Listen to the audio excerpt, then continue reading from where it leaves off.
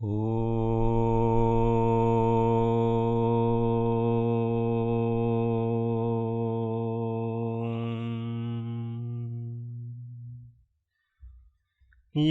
स्वयं स्वभावाप्ति रभावे कृत्स्नकर्मणः तस्मै संज्ञानरूपाय नमोस्तु परमात्मने।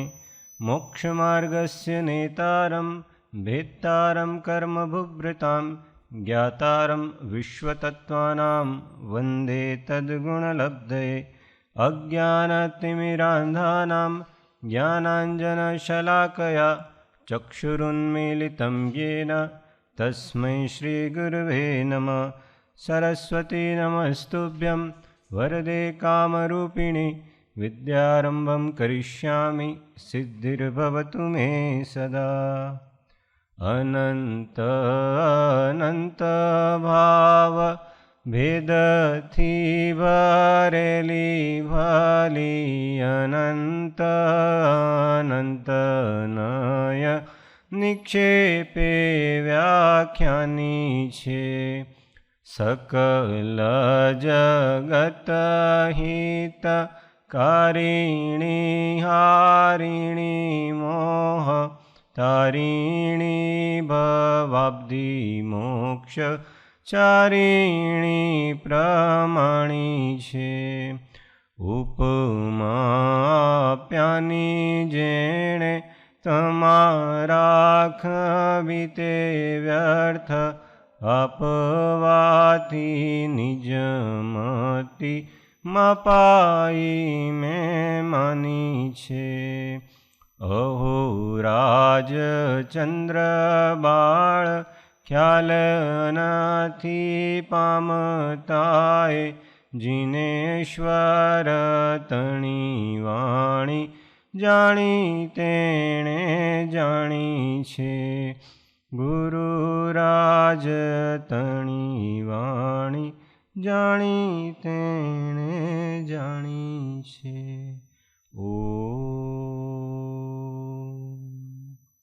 श्री पंच परमेष्ठी भगवद्भ्यो नमः। श्री सद्गुरुदेवाय नमः। जय सद्गुरु, जय सद्गुरु, जय सद्गुरु। तत्वचर्चा में तत्वार सूत्रना अध्याय 6 कयु सूत्र है, कया नंबरनु? 24 नंबरनु सूत्र। एना आधारे विचारणा चाले छे।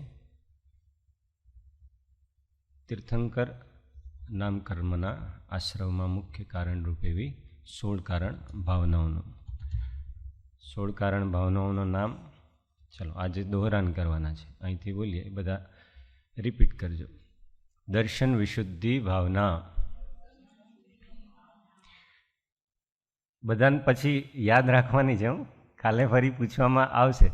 आजे खाली हूँ बोलावुं छुं, काले फरी पूछवामां आवशे। दर्शन विशुद्धि भावना, विनय संपन्नता भावना, शील व्रतेषु अनतिचार भावना, अभीक्ष्ण ज्ञानोपयोग भावना, अभीक्ष्ण संवेग भावना, शक्तितः त्याग भावना, शक्तितः तप भावना, साधु समाधि भावना, वैयावृत्ति भावना, अर्हत भक्ति भावना, आचार्य भक्ति भावना, बहुश्रुत भक्ति भावना, प्रवचन भक्ति भावना, आवश्यक अपरिहारिणी भावना,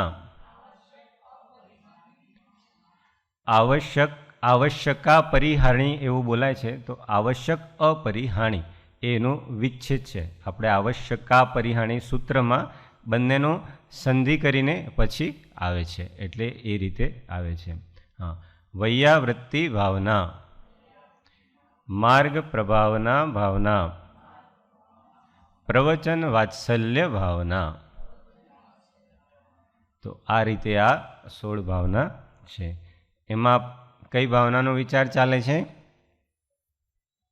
शक्तितः तप। शक्ति के अनुसार शक्ति छुपाए बिना तप करना। अब इसमें तप का मुख्य लक्षण जो इच्छा निरोध लक्षण, उसके बारे में हम विचार कर रहे थे। उसमें इच्छाओं के प्रकार में विषय सेवन की इच्छा, उसमें पंचेंद्रिय विषयों की इच्छा का हमने विचार किया। फिर कषाय सेवन की इच्छा, उसमें 4 प्रकार की कषायों को सेवन करने की इच्छा के बारे में विचार किया। अब कषाय कितनी है? और हाँ 9 कषाय, उनको भी करने की इच्छा, वो भी इसमें हमको ले लेना। केवल 4 प्रकार की ही कषाय करने की इच्छा होती है कि 9 कषाय को भी करने की इच्छा होती है? उदय तो सभी कषायों का है, इसलिए जिस कषाय का उदय है उस कषाय के अनुरूप जीवों के परिणाम उस कषाय को सेवन करने के हो जाते हैं। तो 9 कषाय कौन कौन सी है? 9। नरेश भाई आपको याद है? 9 कषाय के नाम, हास्य रति वगैरह नहीं याद है? हास्य रति अरति, शोक भय जुगुप्सा, स्त्रीवेद पुरुषवेद और नपुंसक वेद, ये 9 प्रकार की 9 कषाय हैं। उसमें हास्य कषाय का उदय आया तो इसको रोकना बहुत कठिन है। जब हास्य कषाय का उदय आए उस समय हम ना हंसे, ये इसको हास्य कषाय का उदय और उसमें प्रवर्तन की इच्छा का निरोध, ये साधक में ये सब संयम में आता है। थोड़ा थोड़ा संयम हमको रखना चाहिए कि ऐसे तो हम नहीं हंसते, पर कभी ऐसा उदय आ गया कि कोई गंभीर सभा चल रही है और वहीं हमारे इस कर्म का तीव्र उदय आया कि हमको या तो पिछला कुछ याद आ जाता है या फिर वहाँ सभा में कुछ हमको ऐसा दिख जाता है कि जहाँ वो ऐसा करना हमारे लिए अगंभीर्य युक्त है, पर फिर भी हम कंट्रोल नहीं कर पाते। क्यों नहीं कर पाते? इच्छा निरोध का कभी अभ्यास नहीं किया। किसी भी प्रकार की जो इच्छा हुई, विषय सेवन की हुई उसको पूरी कर दिया, कषाय सेवन की हुई उसको पूरी कर दिया। कभी ऐसे संयम का अभ्यास किया नहीं जीवन में। जिन्होंने किया है वे धन्य है, अच्छी बात है, पर जिन्होंने नहीं किया उनके लिए कि कभी इस प्रकार के संयम का अभ्यास नहीं किया कि कभी कोई इच्छा हो, कभी किसी कषाय का उदय आए, इसी को उपशम भाव कहते हैं। वाणी लेवाय तेवी आत्मदशा थवी के तेवी प्रवृत्ति थवी, उसको उपशम भाव। वाणी लेवाय मतलब क्या? कषाय का उदय आया उसी समय उसको वापस खींचना, उसमें तन्मय नहीं होना।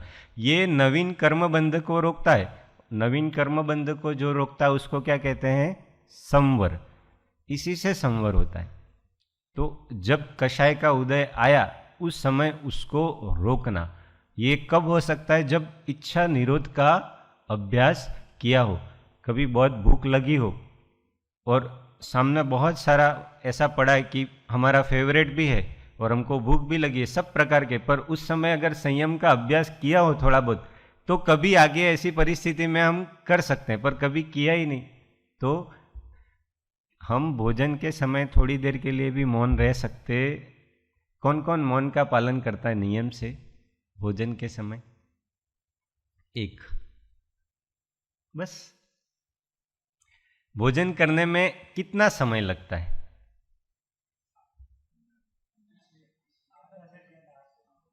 Maximum 30 minutes. 30 મિનિટ વધારેમાં વધારે. જમવામાં બહુ આરામથી ચાવીને ખાય તોય અડધો કલાક થાય.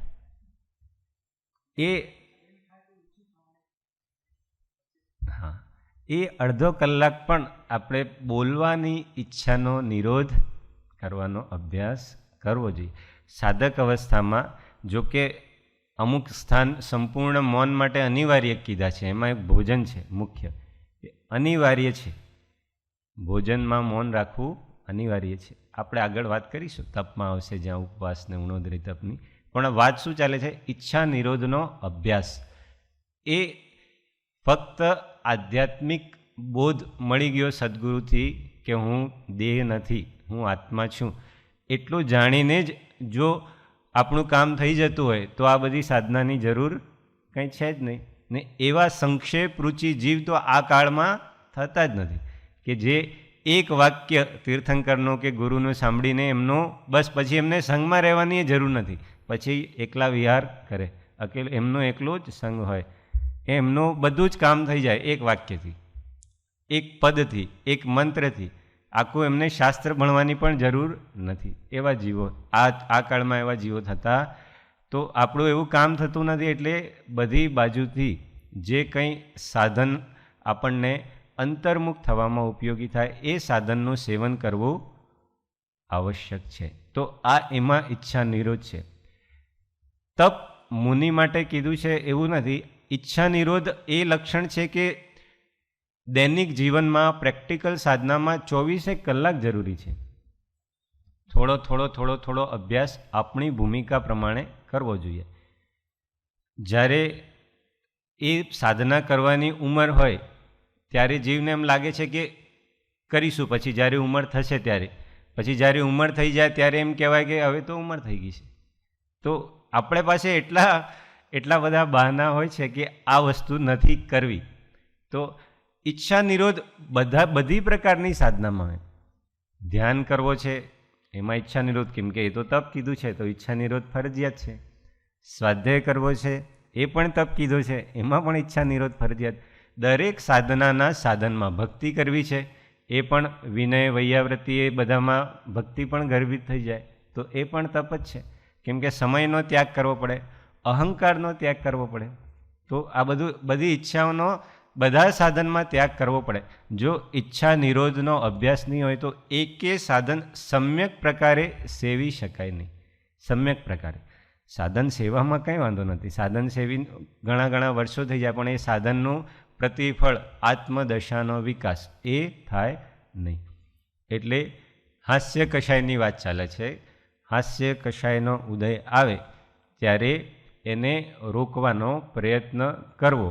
આ મારું સ્વરૂપ નથી એ પણ જાણીને, અને લોકલાજ કે હું જ્યાં બેઠો છું ત્યાં આવું હસવાથી અગાંભીર્યનું પરિચય થાય છે, મારું જ ખરાબ દેખાય છે.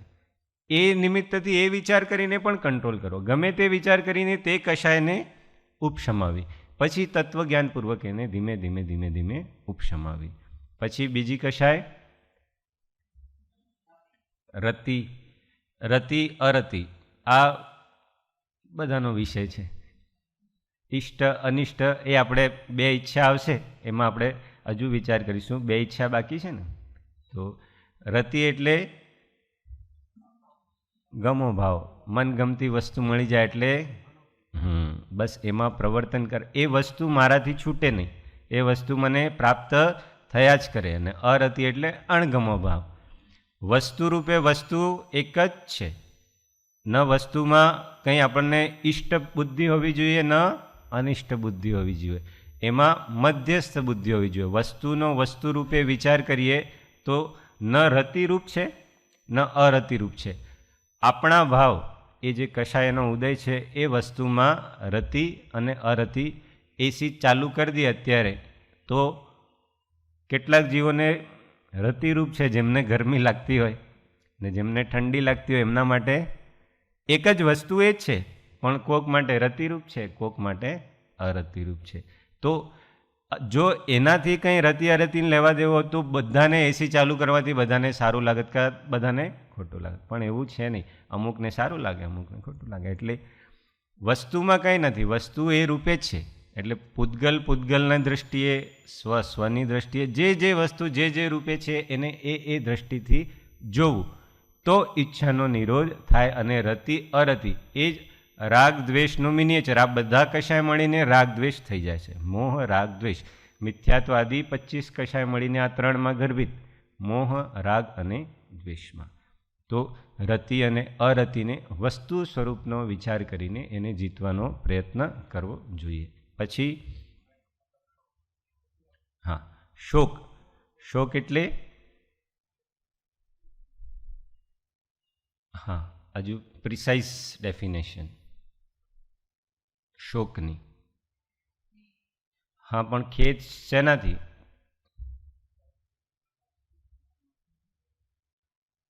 ઇષ્ટજન્ય વિયોગથી થતો જે ખેદ એને શોક કહેવાય. ખેદ ઘણા પ્રકારથી થાય. અમુક વાર કોઈ વસ્તુ મળી જાય તોય ખેદ થાય, પણ અહીંયા શોકમાં વિયોગજન્ય ખેદની વધારે પ્રાધાન્યતા છે. આપણું કોઈ ઇષ્ટનો કોઈ વસ્તુનો વિયોગ થઈ ગયો એ પણ શોકમાં લઈ લેવું. વ્યક્તિનો વિયોગ થઈ ગયો એ તો શોકમાં ગણાય જ છે, પણ એ શોક કરવો નહીં, શોક કરવાની ઈચ્છાનો નિરોધ કરવો એવું અહીંયા કહે છે. કેમ કહે છે? શોક કરવો કેમ નહીં તત્વ દ્રષ્ટિએ?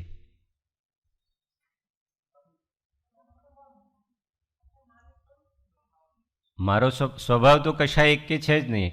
એ તો બધી કશાયમાં આ વાક્ય તો લગાડી જ દેવાનો કે આ મારો સ્વભાવ નથી. બીજું, પર્ટિક્યુલર શોકના વિષયમાં વિચાર કરીએ તો એ આવી ગયું સ્વરૂપના વિચારમાં.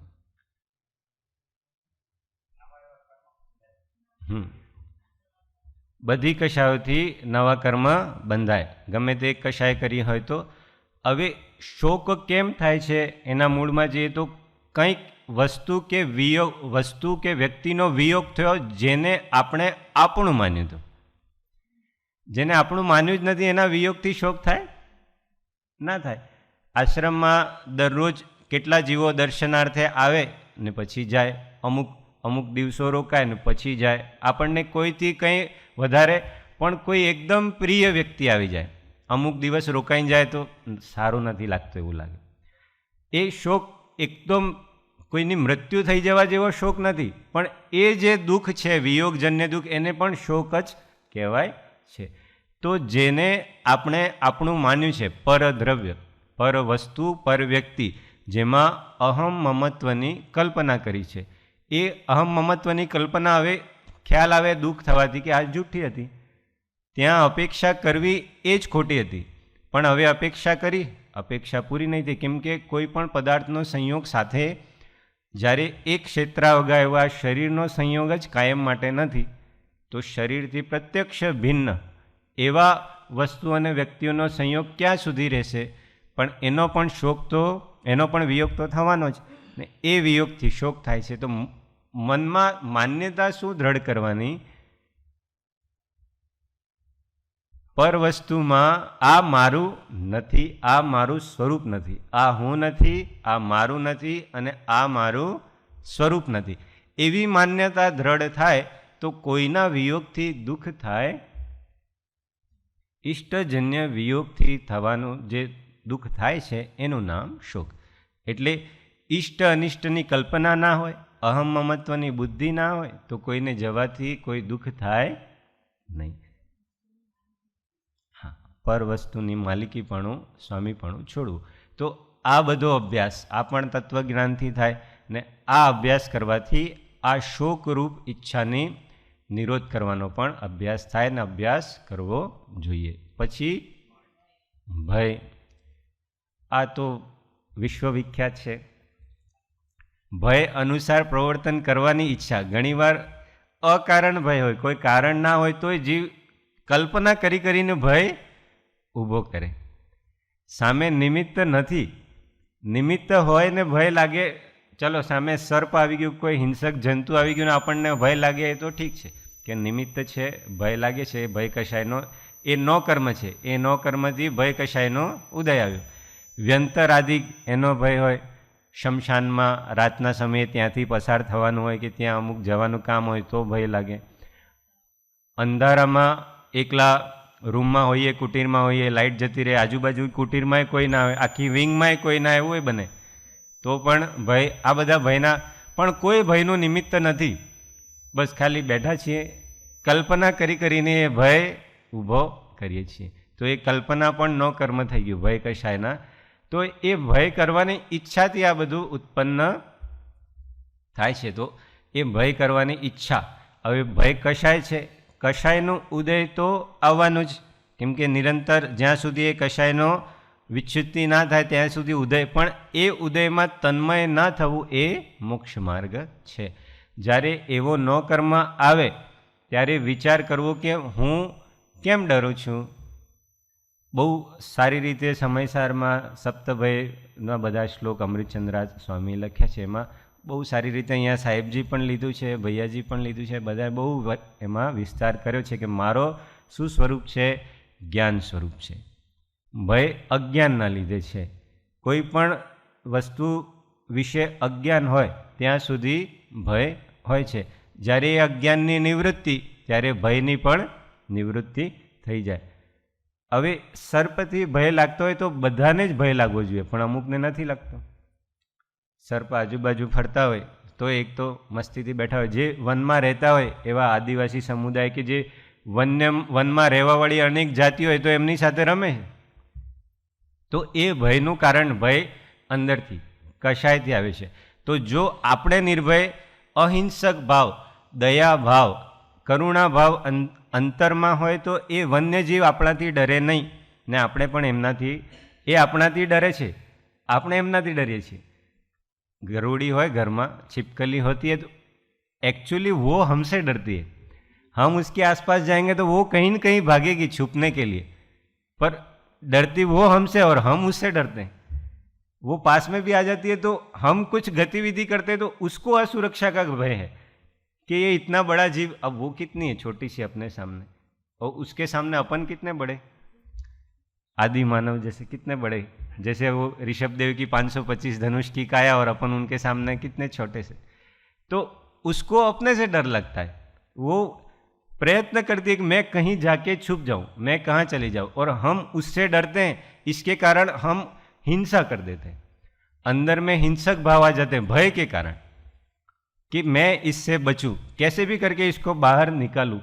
चींटी मकोड़ा वो सब हमसे डरते हैं और हम उनसे डरते हैं. मच्छर बेचारे निरीह जंतु, निरीह प्राणी है, तो उनको हमसे भय संज्ञा है अनादिकाल की. ऐसे ही वन्य जीव भी हैं, वो हमसे डरते हैं इसलिए हम पे प्रहार करते हैं, हमला करते हैं. अगर हमसे उनको डर ही ना हो, मुनिराज जंगल में बैठे हैं, एकदम ध्यान में लीन है या उनके आवश्यक में लीन है, उनको वन्य प्राणियों से कोई भय नहीं है, उनके प्रति परम करुणा भाव है, तो वन्य प्राणी भी उनसे नहीं डरते. पर कोई एकदम शिकारी आ जाए तो उससे डरेंगे. भावों, ये उद्गलों का संप्रेषण होता है. सूक्ष्म इतनी तरंगे हैं जो हमको दिखती नहीं है. अभी यहाँ से बोल रहे हैं और हमारे कानों तक आवाज़ आ रही है, तो बीच में एक माध्यम है, मीडियम है, उसके द्वारा उन तरंगों के माध्यम से ये शब्द वर्गणाएं हमारे कानों तक पहुँच रही है और हमको सुनाई दे रहा है. वो मीडियम हमको भले दिखता नहीं है पर है जरूर. ऐसा ही हमारे भावों के प्रति होता है. जब कोई अंतरंग से पूर्ण अहिंसक निर्मल हो जाता है तो उसके भावों का एक ऑरा बन जाता है. जितना अहिंसक उतना ऑरा हो रहा. तीर्थंकर का सबसे बड़ा हो रहा, योजनों तक सुभिक्ष हो जाता है. जब केवल ज्ञान होता है, केवल ज्ञान के बहुत सारे अतिशय हैं, तो योजनों तक सुभिक्ष हो जाता है. योजनों तक वैरी अपना वैर छोड़ देते हैं. शेर और गाय एक साथ होंगे, शेर और बकरी एक साथ होंगे, वे जीव अपना वैर छोड़ देते हैं. क्यों? किसका प्रभाव है? उनकी अहिंसा का प्रभाव है, उनकी पूर्ण निर्मलता, पूर्ण आत्मशुद्धि का प्रभाव है. तो ऐसा उनके साथ बहुत सारे ऋषि मुनियों के साथ भी होता है. तो हम अगर अंदर से भय छोड़ें, हिंसा के परिणाम छोड़ें, तो अन्य जीव हमसे डरेंगे नहीं और हम उनसे डरेंगे नहीं. तो अपने को अपना स्वरूप जानकर कि मेरा अहिंसक स्वभाव है, मेरा करुणा स्वभाव है, ऐसा समझकर अन्य जीवों के प्रति मैत्री भाव को विकसित करना. हम मैत्री भाव को विकसित करेंगे तो अन्य जीवों से भी हमें डर नहीं लगेगा और व्यंतर आदि से डरने की आवश्यकता नहीं है, क्योंकि हमारे पाप पुण्य के बिना कोई न हमें कुछ अच्छा दे सकता है और न कोई हमारा बुरा कर सकता है. पाप पुण्य तत्व पे श्रद्धा होनी चाहिए. जब वस्तु विचार या वस्तु तत्व पे श्रद्धा नहीं होती है तो भय होता है.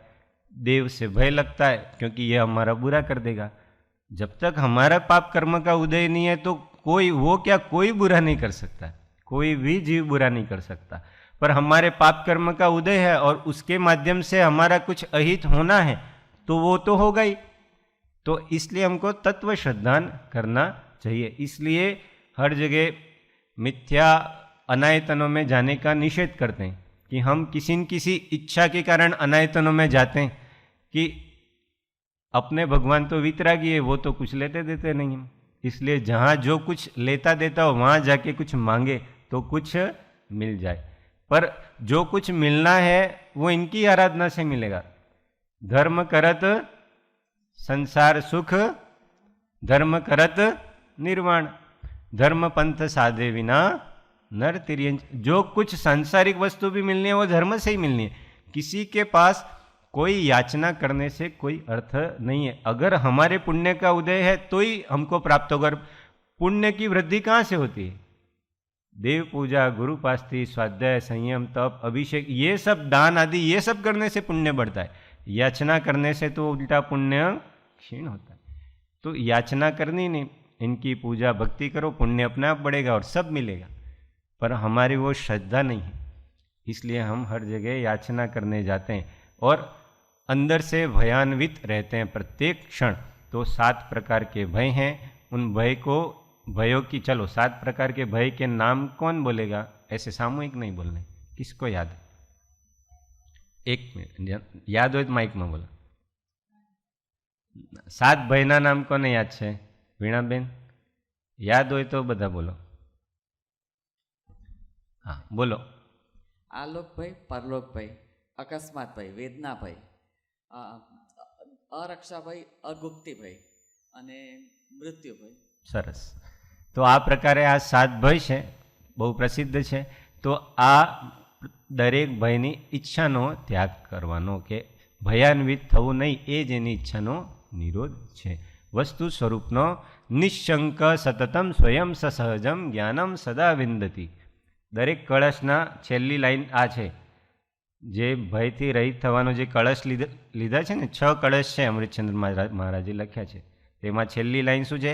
નિશંક સતતમ સ્વયં સહજમ જ્ઞાનમ સદા વિંદતી। હું તો હંમેશા નિશંક રહીને મારા જ્ઞાન, સહજ જ્ઞાન સ્વભાવનો અનુભવ કરું છું, એટલે મને કોઈ ભય નથી, એમ આચાર્ય મહારાજ લખે છે। પછી હા માઇકમાં।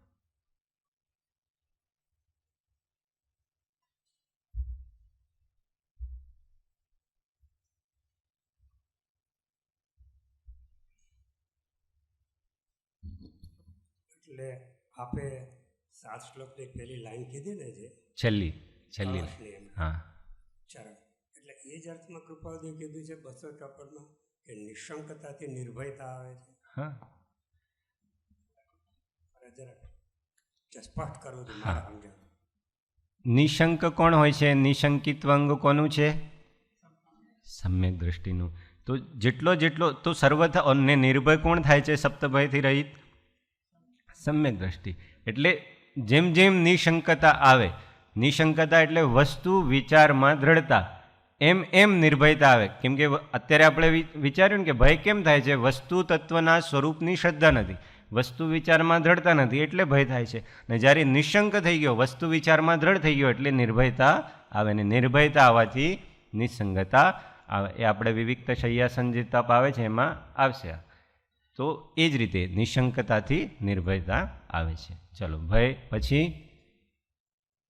જુગુપ્સા, આપણે આની વાત કરી છે, જ્ઞાનેન્દ્રિયના વિષય વખતે આની વાત કરી છે કે જુગુપ્સા કશાયનો નિરોધ કરવાનો। પછી આની પણ આપણે સ્પર્શ અને ઇન્દ્રિયના વિષયમાં બહુ વિસ્તારથી ચર્ચા કરી છે કે એ ઈચ્છાનો નિરોધ કરવાનો, જય કરવાનો પ્રયત્ન કરવાનો। તો આ પ્રકારે કશાય સેવનની ઈચ્છા। પછી પાપજન્ય અનિષ્ટ સંયોગોને દૂર કરવાની ઈચ્છા। અનિષ્ટ સંયોગ કયા કયા કહેવાય? દાખલા તરીકે કોઈ પણ એક અનિષ્ટ સંયોગ, રોગ સૌથી મોટો અનિષ્ટ संयोग, કેમ કે સૌથી प्रिय देह છે, सबसे प्रिय क्या है? देह। और इसमें कुछ हुआ ऊपर नीचे, रोग आ गया, तो ये, और ये रोग कब दूर हो, ऐसे परिणामों में चित्त हमेशा लगा रहता है और वो इच्छा निरंतर बन, और जब तक ये दूर नहीं होता तब तक निरंतर व्याकुलता रहती है और व्याकुलता से कर्मबंध हमेशा चलता ही रहता है। इसलिए इस इच्छा को भी रोकना चाहिए। बहुत सारे कंटक, काकीर्ण, शत्रु, ये सब अनिष्ट संयोग है। व्याधियों में ये रोग आ जाता है। तो जब तक, इसलिए धीमे धीमे धीमे इसमें भी वस्तु विचार ही मुख्य रूप से काम आता है। शरीर के स्वभाव का चिंतन करना चाहिए कि रोग किसका स्वभाव है, आत्मा का कि शरीर का। शरीर का। रोग मतलब क्या, शरीर के पुद्गलों में कहीं न कहीं विक्रिया हो रही है, कहीं कहीं वैक्रिक परिणमन हो रहा है, उसी को हम क्या कहते हैं, रोग। और जहाँ जहाँ शरीर के प्रदेश है वहाँ वहाँ आत्मा के प्रदेश हैं। इसलिए जहाँ भी कोई भी व्याधि हुई तो वहाँ हमारा ज्ञान, वहाँ पे ज्ञान के प्रदेश है तो वहाँ हमको ज्ञान होता है। यहाँ पे दर्द हुआ तो यहाँ पे जो वात या पित्त रूप जो पुद्गल के प्रदेश हैं उनमें, पुद्गलों में विक्रिया हुई तो ज्ञान तो यहाँ भी है, तो उससे हमें ज्ञान हुआ क्योंकि एक क्षेत्रावगा है, इसलिए वहाँ जो परिणमन हो रहा है उसका हमको ज्ञान हुआ है। पर हमने उसको क्या नाम दे दिया, सर दर्द, मुझे दर्द हो रहा है। दर्द कहाँ हो रहा है, अंदर। वहाँ पे या तो वात बढ़ गया है या पित्त बढ़ गया, कुछ न कुछ ऐसा हुआ है, उसके कारण से वहाँ पे पुद्गलों में इतनी विक्रिया हो रही है। पर उसका ज्ञान करना था हमको। हमको क्या, मात्र ज्ञान की, हाँ मैं जान रहा हूँ कि ये शरीर में कुछ हो रहा है, पर हम क्या मान लेते हैं, एकत्व रूप मोह के कारण कि ये मुझे हो रहा है, ये मेरे प्रदेशों में, इसलिए ये इसको दूर करने की इच्छा, इसलिए ये अनिष्ट रूप माना जाता है क्योंकि मुझे हो रहा है और ये मेरे लिए अनिष्ट रूप। जब हम वस्तु स्वरूप से विचार करेंगे तो समझ में आएगा कि ये मेरे में इसका प्रवेश ही नहीं है, मैं मात्र इसका ज्ञाता हूँ। और ये तो हो गया, ये थोड़ा अभ्यास करने के बाद ये अवस्था आती है, पर जब तक ना आए तब तक क्या करना, अनिष्ट संयोग को दूर करने की इच्छा के भाव हों तो किसी न किसी शुभ साधन में अपने उपयोग को लगाने का प्रयत्न करना। हमेशा हर जीव में ज्ञाता दृष्टा हूँ ऐसा सोचकर किसी परिस्थिति से निवृत्त नहीं हो सकता, सबका सामर्थ्य अलग अलग होता है। तो ये तो कर सकते हैं कि हम किसी साधन में अपने उपयोग को लगा दें। हमको भक्ति अच्छी लगती है तो भक्ति में मन लगाएं, हमको स्वाध्याय पढ़ना अच्छा लगता है तो उपयोग को उसमें लगाएं। बस उस इच्छा से निवृत्त होना है क्योंकि वो निरंतर कर्म बंध कराएंगे। वो इच्छा जब तक रहेगी कि ये मुझे दूर करना है, पर होता क्या है, एक छेड़ो ત્યાં ત્યાં રહે, જ્યાં વ્યાધિ છે ત્યાં, એટલે ઉપયોગને એમાં લગાડવું। જે સાધનમાં રુચિ હોય એમાં, સેવામાં રુચિ હોય તો સેવામાં લગાડવું, પણ ઉપયોગને ડાયવર્ટ કરવો જોઈએ। તો એ ઈચ્છાની નિવૃત્તિ કરવી જોઈએ। એ જ પ્રકારે બધા અનિષ્ટ સંયોગ સમજી લેવા જોઈએ। ખરેખર ઇષ્ટ અનિષ્ટ કંઈ છે જ નહીં, મુખ્ય વિચાર એ જ કરવાનો છે, પણ છતાંય એ વિચારમાં ના પહોંચી શકાય તો સાધનમાં, શુભ સાધનમાં ઉપયોગ લગાડવો ને એ શુભ સાધન કરતાં કરતાં ચિંતન એવું રાખવું જોઈએ। ચાલો નેક્સ્ટ, ઇષ્ટને ભોગવવાની ઈચ્છા, કે હવે આ તો બધી રીતે ફેર છે, મારા પુણ્યનો ઉદય છે, મને ભોગ મળ્યા છે ને હું ભોગવું છું, એમાં શું ખોટી વાત છે? હું ક્યાંય અનૈતિક કંઈ કરતો નથી, કંઈ બહુ મોટી કશાય કરતો નથી, કંઈ બહુ મોટા વિષય સેવન કરવા નથી જતો, બધું મને પુણ્યના ઉદયથી જે સહજ મળે છે એ ભોગવું છું, એમાં શું ખોટું છે? એની ઈચ્છાનો શા માટે નિરોધ કરવાનો? બોલો, એની ઈચ્છાનો શા માટે નિરોધ કરવાનો? બધી રીતે ફેર લાગે છે આ તો, આનો નિરોધ કરવાની ક્યાં જરૂર છે? બહુ સરસ। આ ઈચ્છા ઇષ્ટોપદેશનો એક શ્લોક છે કે એમાં કીધું છે કે જ્યાં સુધી એ ઈષ્ટ વિશે પ્રાપ્ત ના થાય ત્યાં સુધી એ પ્રાપ્ત કરવાની ઈચ્છા, એનાથી આકુળતા, પછી પ્રાપ્ત થઈ જાય પછી આ મારી પાસે જ રહે એવી ઈચ્છા, એનાથી વ્યાકુળતા, ને પછી એ જો એનો વિયોગ થઈ જાય તો સંતાપ મળે, એનાથી પણ વ્યાકુળતા। તો બધી અવસ્થામાં આ શું છે? વ્યાકુળતા જ। આરંભે તાપકાન પ્રાપ્તો, હા આરંભમાં પ્રાપ્ત ના થાય તો સંતાપ, આરંભે તાપકાન પ્રાપ્ત વ તૃપ્તિ પ્રતિપાદકાન, કે પછી મળી જાય પછી અતૃપ્તિ, તૃપ્તિ જ નથી થતી એનાથી, ભોગી ભોગીને સોચા કરતા હું ભોગો સે बुझ जाएगी इच्छा ज्वाला, परिणाम निकलता है लेकिन मानो पावक में। तो અતૃપ્તિ જ રહે ને પછી જો એનો વિયોગ થઈ જાય તો ફરીથી મહાભયંકર વ્યાકુળતા। તો બધી પરિસ્થિતિમાં વ્યાકુળતા જ છે। ભોગ ભોગવવાથી કોઈને નિરાકુળતા મળે છે? ઇન્દ્રિય કે ભોગ મધુર વિષસમ लावण्यमयी कंचन काया, यह सब कुछ जड़ की क्रीड़ा है, मैं अब तक जान नहीं पाया। मैं भूल स्वयं के वैभव को, पर ममता में अटकाया हूँ। अब निर्मल सम्यक नीर लिए, मिथ्यामल धोने। देवशास्त्र गुरु पूजानो जलनो छंद है કે ઇન્દ્રિય કે ભોગ મધુર વિષ સમ કેવા છે, સ્વીટ પોઈઝન એવું કીધું છે, સ્વીટ પોઈઝન જેવા છે. એટલે એ ભોગવવાથી પણ કંઈ ક્ષેમકારક કલ્યાણકારક નથી, પણ એ ભોગ ભોગવતા પણ વ્યાકુળતા જ રહે. ભોગ ભોગવતા ભોગવતા કોઈને સમાધિ લાગતી નથી. જ્યાં સુધી ભોગોને ભોગવવામાં રુચિ છે ત્યાં સુધી સાધનામાં અરુચિ છે. જેટલી ભોગોમાં વિષયોમાં રુચિ એટલી ડાયરેક્ટલી પ્રોપોર્શનલ સાધનામાં અરુચિ. જેટલી ભોગોમાં રુચિ એટલી સાધનામાં અરુચિ. જ્ઞાનીને ભોગોમાં રુચિ ના હોય, ભોગ હોય પણ ભોગોમાં રુચિનો ત્યાગ, જે આપણે વાત કરીએ છીએ આ ઈચ્છાનો ત્યાગ, એટલે સમ્યક દૃષ્ટિ કે ભોગ બી નિર્જરા કે કારણ હૈ, એવું કુંદકુંદ સ્વામી કીધું. આગળના સમ્યક દૃષ્ટિની વાત કરી છે 6મા 7મા ગુણસ્થાનવર્તી મુનિની. તો એ અંદર ભોગોની ઈચ્છાનો નિરોધ છે. અંદર ઈચ્છા છે જ નહીં, રુચિ છે જ નહીં. કર્મ ઉદયથી સહજ પ્રાપ્ત છે એટલા માટે ભોગવે છે, બાકી અંદરથી રુચિ નથી. એટલે અનંત સંસારનો બંધ પણ થતો, જેવો મિથ્યા દૃષ્ટિ જીવને ભોગ ભોગવવાથી બંધ થાય, એવો સમ્યક દૃષ્ટિ જીવને ભોગ ભોગવવાથી બંધ થતો. જો એ જ રીતે બંધ થાય તો સમ્યક્ત્વનું શું કામ? પછી તો અનંત સંસારીનો પણ વધે.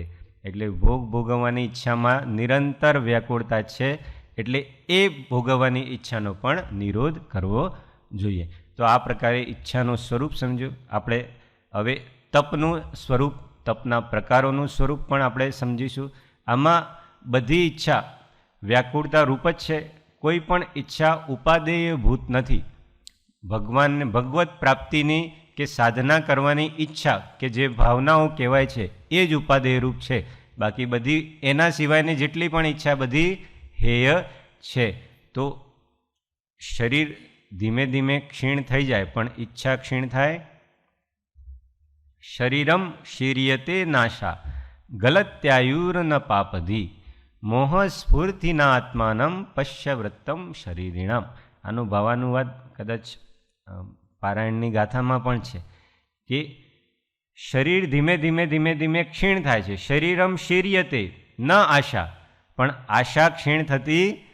શરીર ક્ષીણ થાય પણ આશા તો નિરંતર વર્ધમાન જ છે. એટલે એનો સમય રહેતા નિરોધ કરવો જરૂરી છે.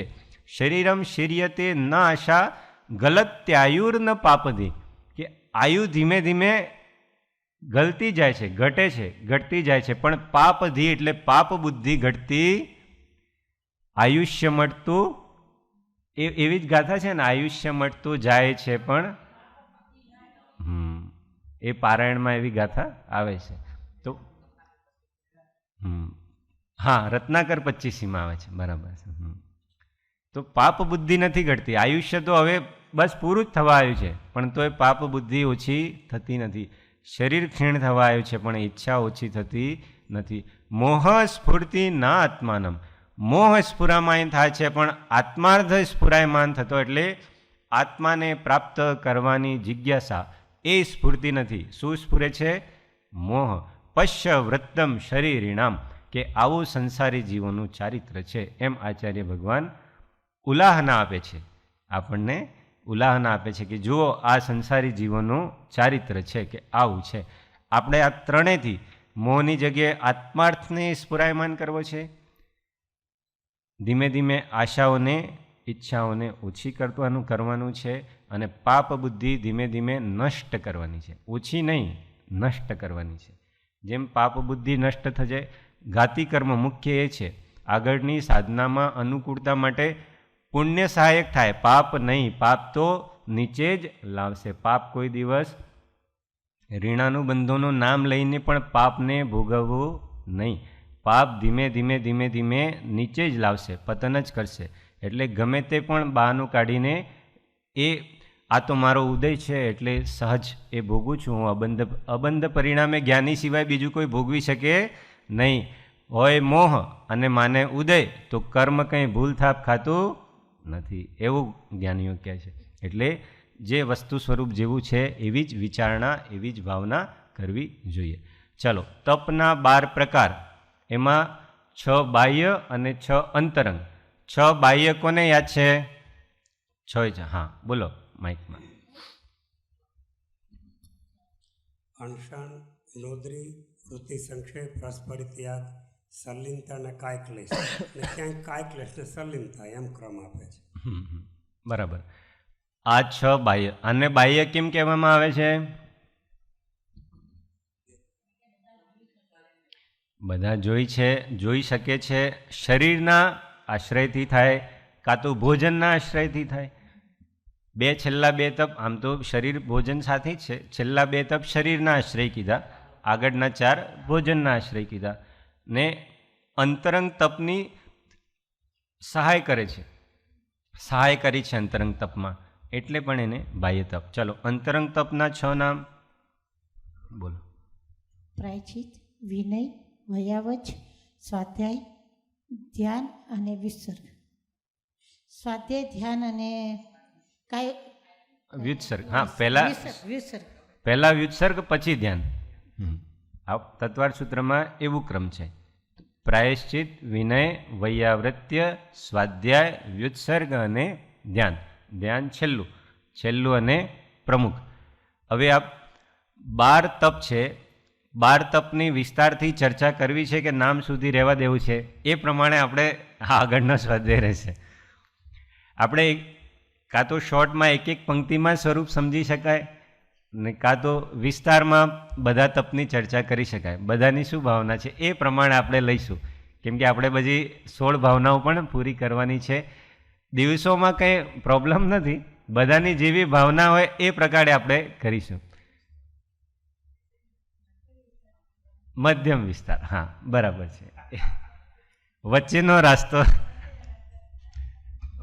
રાસ્તો કાઢ્યો છે, વાંધો નહીં, મધ્યમ વિસ્તારથી કરીશું. કેમ કે બહુ વિસ્તારથી ચર્ચા કરવામાં શું છે કે પછી એક વિષય ઘણા દિવસો સુધી ચાલશે.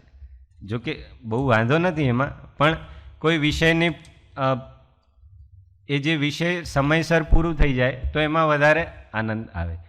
આમાં વિસ્તાર કરવામાં કોઈ વાંધો નથી, પણ જેમ પૂજ્ય બેનશ્રી કીધું એમ મધ્યમ વિસ્તારથી થાય તો વધારે સારું. તો આપણે આ વિષય વધારે મહત્ત્વપૂર્ણ હતો, ઘણા પ્રશ્ન હતા, એટલા માટે આ વિષય આપણે વધારે પ્રેક્ટિકલ સાધનામાં ઘણો ઉપયોગી વિષય હતો.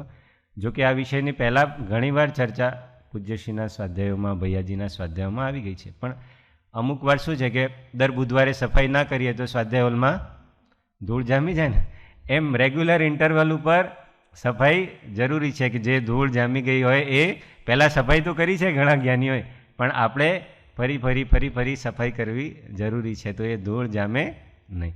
આપણે ચાલો મધ્યમ વિસ્તારથી વિચારણા કરીશું.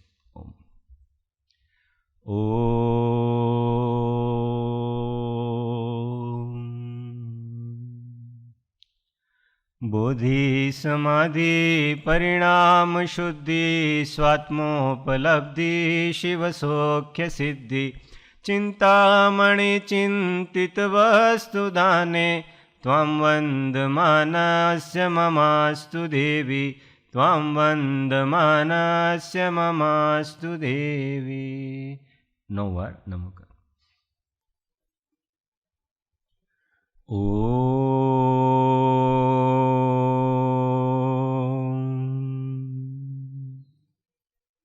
બોલો દ્વાદશાંગ જીનવાણી માતા કી, સદગુરુ દેવ કી જય, પરમ કૃપાળુ દેવ કી જય. સદગુરુ વંદન. જય સદગુરુ, જય સદગુરુ.